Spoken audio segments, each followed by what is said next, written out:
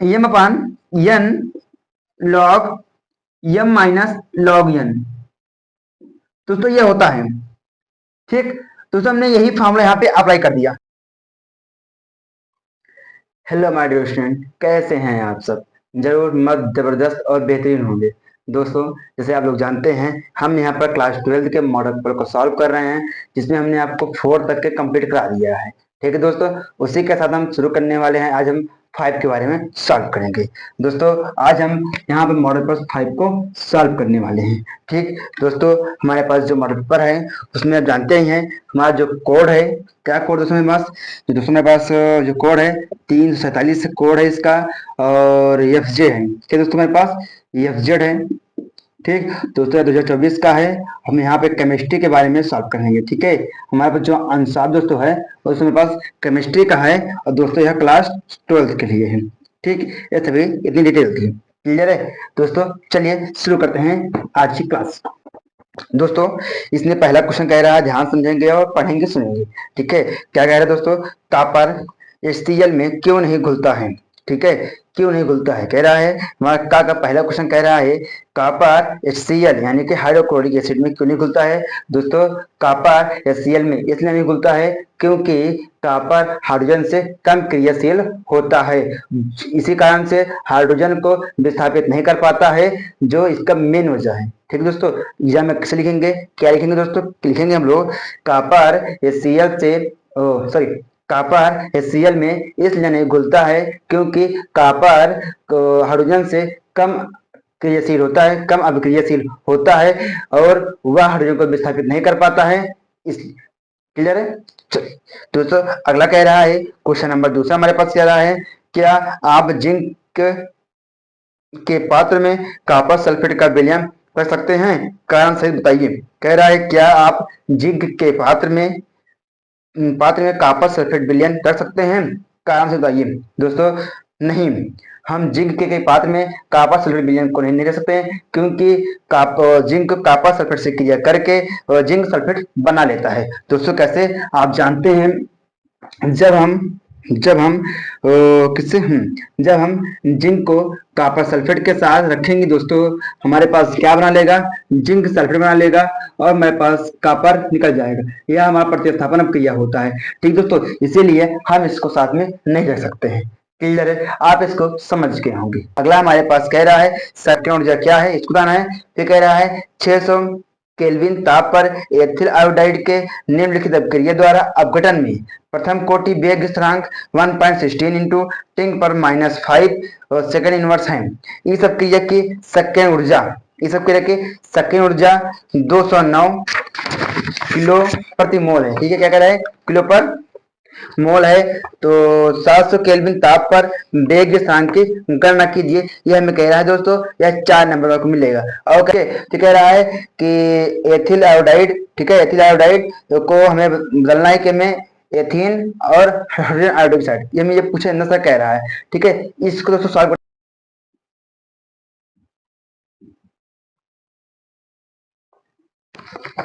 दोस्तों आपने क्वेश्चन को पढ़ लिया, सुन लिया। दोस्तों हमने इसको पूरा सॉल्व कर दिया है, जिस कारण से आपको अधिक समय ना लगे, वीडियो थोड़ी लंबी ना हो, इसलिए हमने इसको सॉल्व कर दिया। ठीक है, समझते हैं स्टेप बाय स्टेप। ठीक है दोस्तों, हमें वैल्यू दी गई थी, जो हमारे पास टेम्परेचर था T1 600 केल्विन था, और इसका जो हमारा स्थान दोस्तों मेरे पास 1.60 10 पावर -5 सेकंड इनवर्स था। ठीक है दोस्तों, मैं K2 सॉरी T2 ये हो गया, और हमें K2 ज्ञात करना था।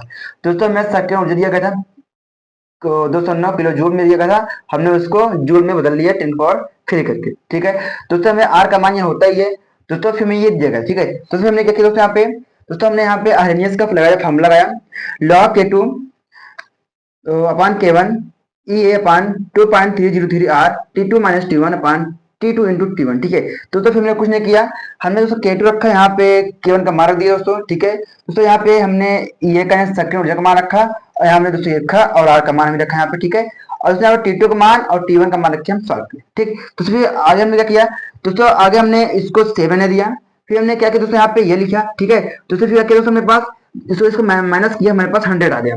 ठीक दोस्तों, इसको करेंगे इंटू कराएंगे तो आएगा 42। दोस्तों यहाँ जो बनेगा हमारे पास 4200 बनेगा।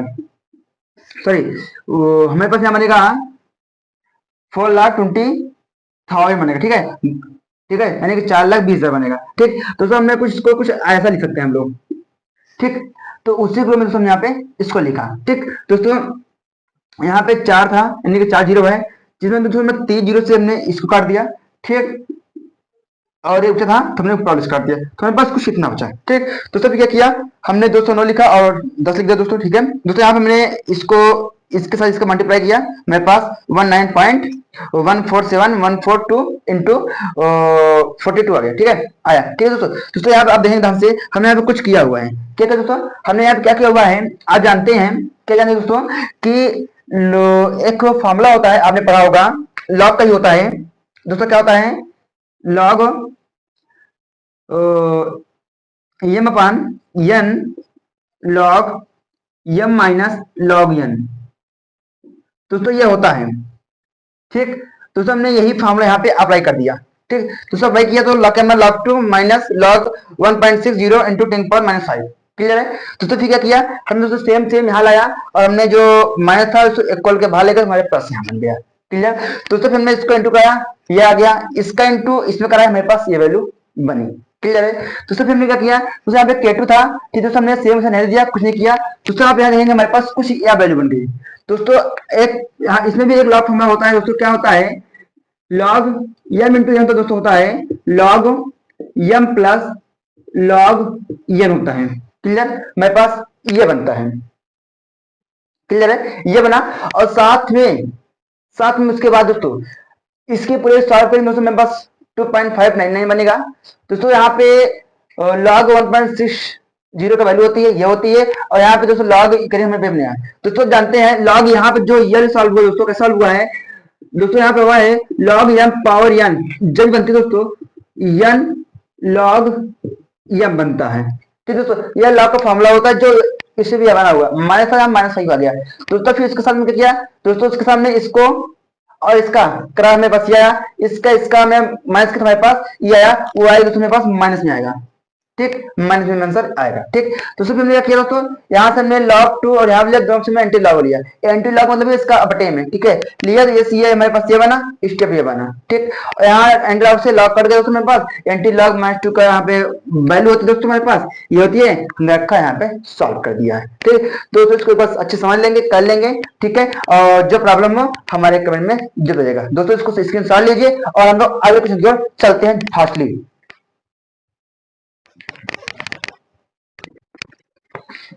अब हमारा क्वेश्चन नंबर ग का पहला कह रहा है। ठीक है दोस्तों, क्या कह रहा है हमारे पास कि निकिल है और इसके साथ लिगेंड के रूप में जल है, जिसके पास 2 प्लस बन रहा है। ठीक, कह रहा है बिलियन है जो हरा दिखा रहा है, और हमारे पास एक और है जो निकिल के साथ साइनाइड जुड़ा हुआ है, जो 4 है, यहाँ पे 2 प्लस है, और ये कह रहे हैं हमारे पास कि सॉरी यहाँ माइनस है। ठीक है, यहाँ कह रहा है कि यह हमारा रंगहीन दिखा रहा है, ऐसा क्यों दोस्तों। इसका तो मेन कारण यही हो गया, हमारा मोटा मोटा समझेंगे तो हमारे पास जो ये दोस्तों ये जल होता है, यह हमारा दुर्बल लिगेंड है ये। ठीक है, और दोस्तों हमारा जो साइनाइड है यह हमारा प्रबल लिगेंड है। ठीक, मेन काम तो ये हो गया। ठीक, दूसरा और क्या आप देख सकते हैं दोस्तों, आप जानते हैं दूसरा क्या काम है, आप जब इसे निकल करेंगे दोस्तों, जब इसका निकालेंगे हम लोग इलेक्ट्रॉनिक विन्यास, जो दोस्तों इसका 28 क्रमांक होता है। ठीक है, और दोस्तों इस पे जो चार्ज बनेगा, आपसे का संख्या निकालेंगे दोस्तों, जो आएगा हमारे पास x प्लस 0 होगा, होता है जल का, into 6 equal to minus plus का 2 हो गया, और दोस्तों इसका मेरे पास आ जाएगा 2। ठीक, तो इसका मतलब इसके पास प्लस 2 का चार्ज बनेगा। ठीक, तो दोस्तों इसको निकाल लेंगे इलेक्ट्रॉनिक विन्यास, हमारे पास बनेगा 1s2 2s2 2p6 3s2 3p6 4s2 3D बनेगा दोस्तों। बनने के बाद यहाँ कहा गया है 2 प्लस। ठीक है, मतलब 2 लीटर निकालने हैं दोस्तों, हम यहाँ से इसका 2 लीटर निकालते हैं तो दोस्तों मेरा 0 बन जाएगा। ठीक, तो 0 बनेगा, तो दोस्तों इसको हम लोग एक सही क्रम में लिखेंगे, हमारे पास क्या बनेगा, यहाँ पे कक्षक डी बन जाएगा। ठीक, ये हमारे हो गया 3D का, तो यहाँ बनेगा हमारे पास 4s का, क्यों खाली हो गया है, फिर इसके बाद आएगा हमारे पास 4p का। ठीक, तो इसको हम फिल करेंगे तो 1 2 3 4 5 678। ठीक है, और दोस्तों हमारे पास यह दुर्बल लिगेंड है, और दुर्बल लिगेंड का दोस्तों देखेंगे यहाँ पे कि इसका इलेक्ट्रिक विन्यास करने पर इसमें जो कक्षक है दोस्तों, दो इसमें दो अयुग्मित इलेक्ट्रॉन है, दो अयुग्मित इलेक्ट्रॉन। जब भी अयुग्मित इलेक्ट्रॉन होते हैं दोस्तों, कहते हैं अयुग्मित इलेक्ट्रॉन, अयुग्मित इलेक्ट्रॉन होते हैं दोस्तों, वह कलर देते हैं, कहते हैं कलर देते हैं, और देते हैं कलर, इसका मतलब यह कलर हमारा हरा होगा। ठीक है, इसका हरा कलर देते हैं। ठीक, जब देंगे कलर तो होगा ही। ठीक, ये बात सिद्ध हो गई है। दूसरा दूसरा दूसरा क्या होगा, हमने इसको बताया था, इसके लिए ये हमारा होता है प्रबल होता है दोस्तों। और क्या कारण है दोस्तों, जब इसका निकालेंगे, इसका भी निकालेंगे विन्यास, तो हमारे पास दोस्तों कुछ ये बनेगा। ठीक है, हमारे पास कुछ ये बनेगा, ये बनेगा। और दोस्तों इसको फिल करेंगे हम लोग, क्या आएगा 1 2 3 4 5 6 7 8। ठीक है, और दोस्तों हमारे पास दोस्तों जो ये है ना दोस्तों, ये हमारे पास क्या साइनर, ये लिगेंड प्रबल है, तो ये इलेक्ट्रॉन को पीछे कर देगा, और पीछे कर दे दोस्तों हमारे पास, तो जो यहाँ पे हैं दोस्तों ये यहाँ जाएंगे। ठीक, दोस्तों यहाँ जाएंगे, और हमारे पास ये कक्षक में Cn Cn Cn और Cn फिर हो जाएंगे। ठीक, दोस्तों आप देखेंगे ध्यान से, जो इसके जो इलेक्ट्रॉन है ये युग्मित है, क्या है दोस्तों, ये हमारे युग्मित बन गए हैं, ये युग्मित इलेक्ट्रॉन आ गए। जो जानते हैं युग्मित इलेक्ट्रॉन होने के कारण से यह कलर नहीं देते हैं, ये कहते हैं तो यह रंगहीन होते हैं, रंगहीन, ये रंगहीन होते हैं। तो हमारे पास ये क्या दोस्तों, हमारे पास ये रंगीन होते हैं। ठीक है, आप इससे भी कर सकते हैं। ठीक, दोस्तों चलते हैं अब अगले क्वेश्चन की ओर। ठीक है, चलिए दोस्तों, अब सेम तरीके से मेरे पास क्वेश्चन नंबर दूसरा कह रहा है। ठीक है, इसी का सेम तरीके से क्या कहेंगे। ठीक है, दूसरे क्वेश्चन सीमा और है, क्या कह रहा है कि हमारे पास क्रोमियम कह रहा है, और NH3 6 यहाँ पे 3 प्लस है। ठीक, और सेम तरीके से कह रहा है हमारे पास यहाँ पे निकिल है, निकिल 6 कह रहा है, यहाँ पे -2। ठीक है, दूसरा क्वेश्चन है, दूसरा कह रहा है हमारे पास, कह रहा है कि जो ये लिखा हुआ कंपाउंड यह हमारा अणुचुंबकीय होता है, परंतु दोस्तों ये हमारे पास क्या है, चुंबकीय होता है। ऐसा क्यों, तो सेम तरीके से करेंगे दोस्तों। जहाँ पे कॉपर का है निकालेंगे ऑक्सीकरण अवस्था, ठीक है, निकालने पर जो आएगा दोस्तों उसको यहाँ पे लिखेंगे। ठीक, तो हम लोग उसको लिख देंगे। ठीक है, दूसरे को लिखेंगे, और लिखने के बाद क्या करेंगे दोस्तों, सेम तरीके से इसका निकाल लेंगे ऑक्सीकरण अवस्था। ठीक है, और निकालने के बाद उसका इलेक्ट्रॉनिक विन्यास कर देंगे। ठीक, और करेंगे तो सेम तरीके से फिल करेंगे डिब्बे में। ठीक है, और देंगे जहां पर अयुग्मित इलेक्ट्रॉन होंगे वह दोस्तों हमारे पास अणुचुंबकीय होंगे। ठीक है, और जो दोस्तों हमारे पास क्या होंगे, ये दोस्तों हमारे क्या है, जो युग्मित होंगे वो हमारे प्रतिचुंबकीय होंगे। क्या होंगे दोस्तों, प्रतिचुंबकीय। ठीक है, इसको यहाँ लिख दे रहे हैं हम, दूसरा काम ये अणुचुंबकीय, अणुचुंबकीय है। ठीक है, अणुचुंबकीय है दोस्तों, हमारे पास होगा ये वाला प्रतिचुंबकीय, प्रतिचुंबकीय। ठीक है, तो आप सेम तरीके से ये वाला भी कर लीजिएगा, और नहीं आएगा बताना, मैं आपको नेक्स्ट वीडियो में बता दूंगा। ठीक है, चलिए दोस्तों हमारे पास अगला क्वेश्चन कह रहा है, गा वाला देखते हैं। दोस्तों कह रहा है फ्रक्टोज का संरचना सूत्र बनाइए। ठीक है, फ्रक्टोज का संरचना सूत्र लिखिए, और ग्लूकोज के 3 रासायनिक गुण के समीकरण सहित लिखिए। ठीक है, हमें समीकरण लिखने हैं। चलिए दोस्तों, फ्रक्टोज का संरचना सूत्र बनाने के लिए दोस्तों कहता है, जानते हैं C6H12O6 होता है। ठीक है, C6H12O6 होता है इसका फार्मूला। दोस्तों हमें बना संरचना बनानी है। दोस्तों कैसे बनाएंगे संरचना इसकी हम लोग। ठीक है, दोस्तों कहता है मेरे पास CH2OH होता है। ठीक है, यहाँ पे C11OH ओ, यहाँ पे C1 2 3 4 5 एंड 6 ये होता है। ठीक, दोस्तों कुछ नहीं करना है। ठीक है, H OH OH OH H और H, तो तुम्हारे पास ये बन जाएगा। हमारे पास दोस्तों क्या है, फ्रक्टोज का संरचना है। ठीक है, हमारे पास ये होता है जो ग्लूकोज का 2 कॉपी होता है। ठीक, चलिए दोस्तों आप देखते हैं अगले दूसरे में कह रहा है, इसी में ग्लूकोज के 3 रासायनिक गुणों के रासायनिक समीकरण लिखिए। हमें रासायनिक समीकरण लिखते हैं, उसको हम लिखते हैं। ठीक, दोस्तों हमने फ्रक्टोज बना लिया। दोस्तों मेरे पे कह रहा है ग्लूकोज का रासायनिक समीकरण लिखने के लिए हमने आप लिखा हुआ है, क्या लिखा दोस्तों, जब हम ग्लूकोज के साथ ये Cn, ठीक है, HCN यानी कि हाइड्रोसाइनाइड, ठीक है, के साथ दोस्तों हम लोग करते हैं दोस्तों, हाइड्रोजन साइनाइड के साथ क्रिया करते हैं दोस्तों, मेरे पास ग्लूकोज साइनोहाइड्री बनता है, ग्लूकोज साइनोहाइड्री बनता है दोस्तों। आप ध्यान देंगे दोस्तों, मेरे पास बदलाव कहां से दोस्तों, जब इसको हम बांध तोड़े दोस्तों, मेरे पास कुछ ये वाला जाकर यहाँ पे OH जुड़ेगा और C यहाँ पे लग जाएगा। ठीक है, हमारे पास ऊपर ही जॉइनिंग हो रही, ध्यान समझना। ठीक, दूसरा वाला क्या कर रहा है, सेम तरीके मेरे पास क्या है, ग्लूकोज है हाइड्रोक्सिल एमीन के साथ करते हैं क्रिया, हमारे पास यहाँ से बांड ब्रेक हो रहा है दोस्तों, मेरे पास क्या हुआ, यहाँ पे NOH जुड़ गया। ठीक है, क्या NOH और साथ यहाँ पे H2O हमारे पास बाहर निकल गया है। तो क्या उसमें बन गया, ग्लूकोज ऑक्सीजन बन गया, ग्लूकोज ऑक्सीजन बन गया। सेम तरीके देखिए हम ध्यान से बस ऊपर किया जी कुछ हो रहा है बस। ठीक है, ध्यान देना और हल्का सा समझेंगे तो पूरे दिमाग में हो जाएगा।